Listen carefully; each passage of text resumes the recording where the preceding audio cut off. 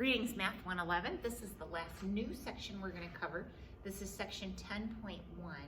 This looks at paired differences. So two things that have some sort of natural connection, before and after. Maybe you measure something before and you measure it after and you compare it. In the same person, in the same subject, in the same little frog, whatever it is. Twins is another natural pairing. My left and my right hand, they're both connected to me, so they have a natural connection. My 2 feet, are they the same size? Do they sweat the same? Whatever it is that you want to measure, we look at before and after. So that's what we're looking at today. Let's jump in. Paired data. I do want to say one thing. As you look at the formulas under chapter 10, there's not many we're using. So you might want to, on your formula sheet, make a little mark that says, here's the ones we're using. So after we walk through this material, reference your formula sheet and make sure you mark what we're doing and what we're not using. All right, so we have some sort of paired data. Again, it's before and after. Two things that are connected to in some significant way. So we're actually going to look at the difference. So when we set up our null and alternative hypothesis, it's the difference in two things. That's what we're looking at. So we are talking about dependent samples. They're dependent if each data value in one sample can be paired in a meaningful way with the corresponding data value in the other sample. So a shoe manufacturer claims that among the general population of adults in the United States, the average length of the left foot is longer than that of the right.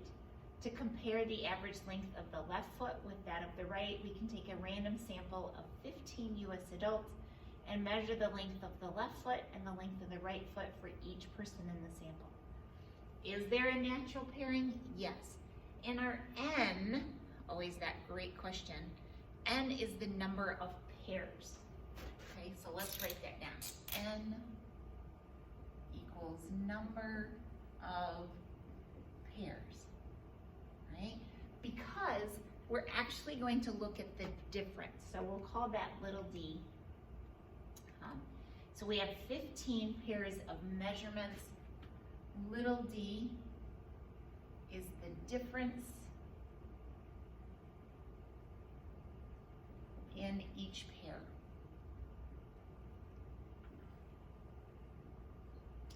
And following, we're going to have some sort of d bar or some sort of something bar. So d bar is the average or mean of the differences.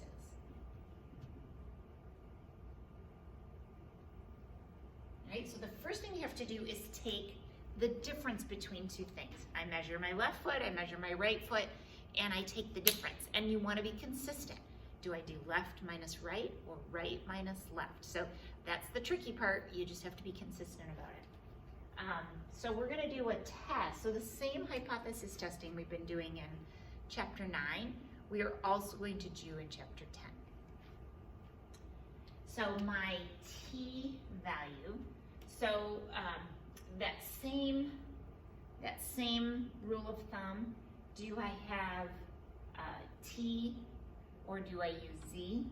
We use that same logic. So t is d bar minus mu sub d, s sub d over the square root of n.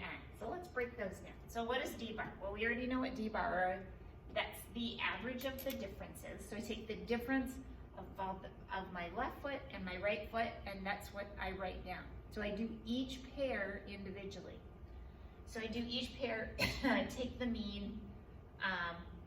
Mu sub d is the real difference, right? Population. So remember, that's population. And guess what? We assume it's 0. Assume it is 0, okay? Always, always, always, we'll assume that it's 0. What is S sub d. S sub d is the standard deviation of the differences.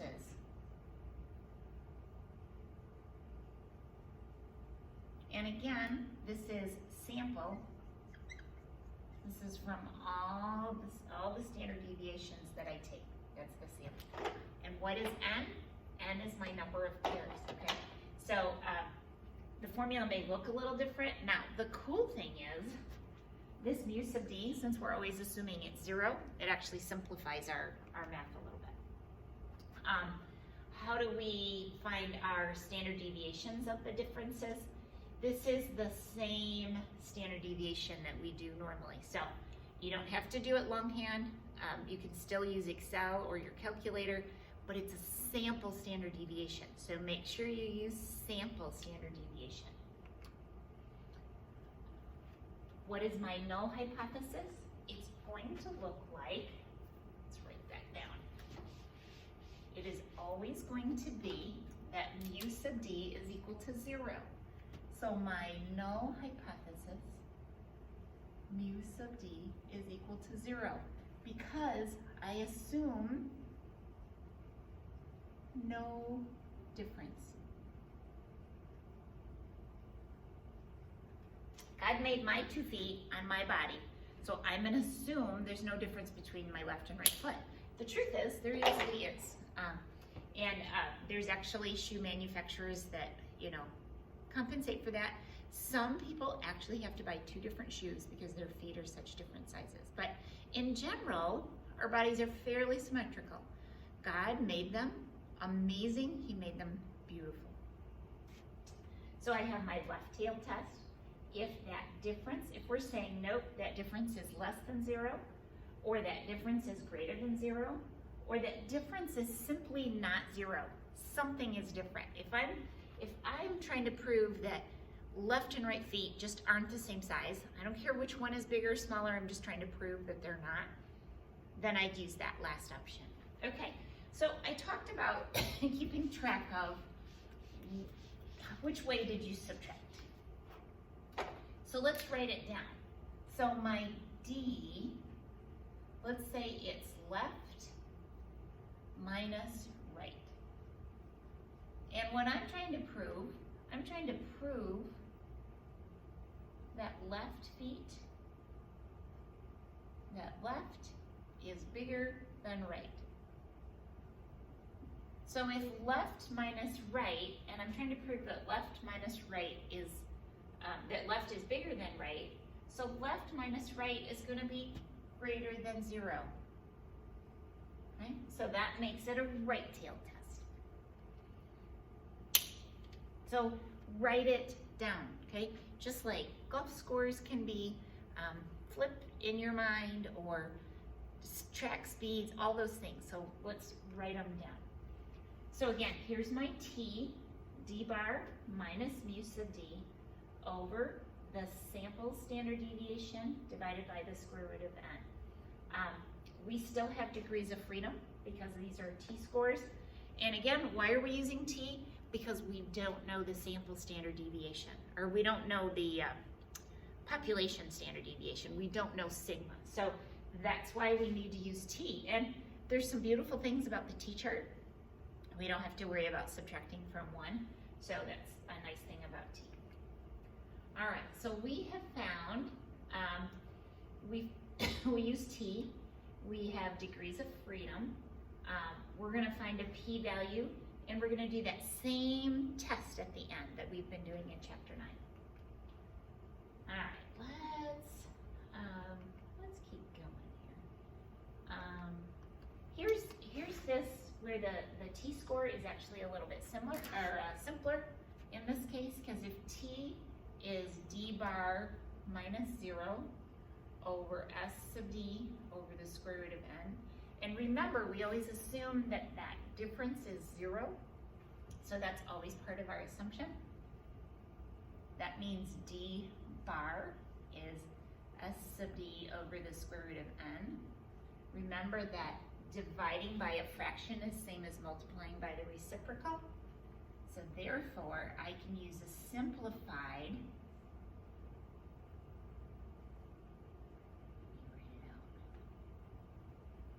d bar times the square root of n over s sub d. And it is totally fine. In fact, I encourage you to write that on your formula sheet, a way to simplify your math a little bit. All right, so let me walk through all these processes. Use the null hypothesis. So null hypothesis, mu sub d is equal to 0.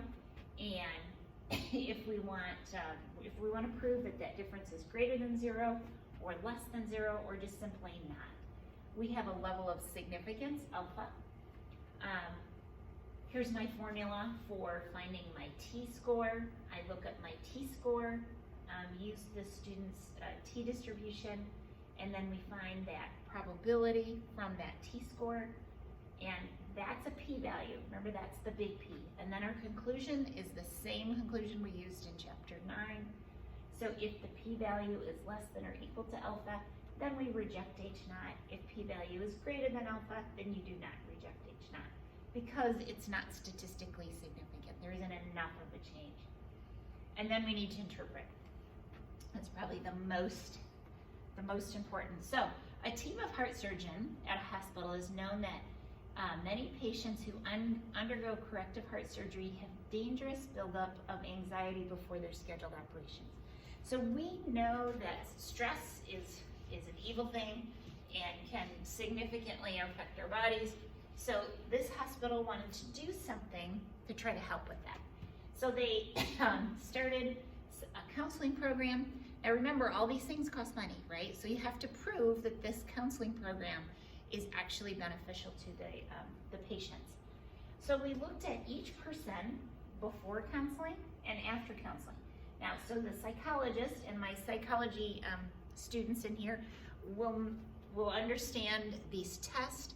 You can create tests to assess how stressed out a person is, what their anxiety level is. So they took this same test before the counseling and they took it after. And we would hope that the score before was higher than the score after, the way this is set up. So I'm assuming, again, my null hypothesis, H0 mu sub d is going to be equal to 0. H1 mu sub d is greater than 0 because I'm going to do before minus after,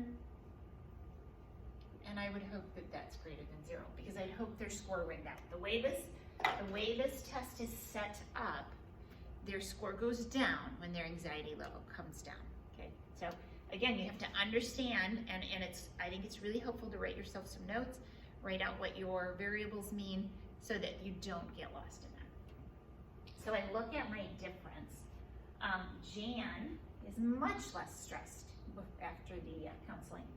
Tom, he's steady Eddie, it didn't mean anything to him.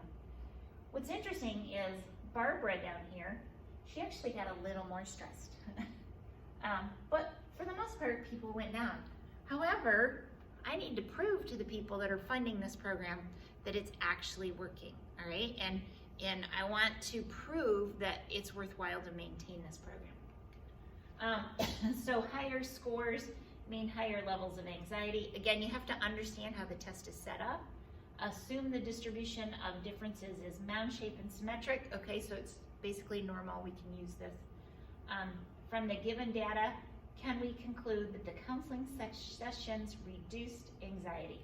We're going to use alpha. Alpha equals 0.01. So that's my alpha. Before we answer 1, we have a random sample of 9 patients. Remember, it's pairs, so n equals 9. And we have taken them before and after for the same people. So yes, those have a natural pairing. So what is so we have alpha of 0.01. My degrees of freedom is n minus 1, so that's 8. So I'm going to use 8 as my degrees of freedom. And we expect that it's going to be positive because the way we set this up. We did before minus after.